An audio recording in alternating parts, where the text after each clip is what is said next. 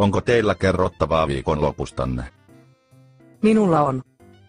Minä kävin perheeni kanssa Los Angelesissa, siellä oli upean näköistä. No ehkä minäkin voisin käydä Los Angelesissa joskus. Minä kävin viikonloppuna New Yorkissa, siellä on hirveän meluista ja ruuhkaista. New York onkin meluisa kaupunki.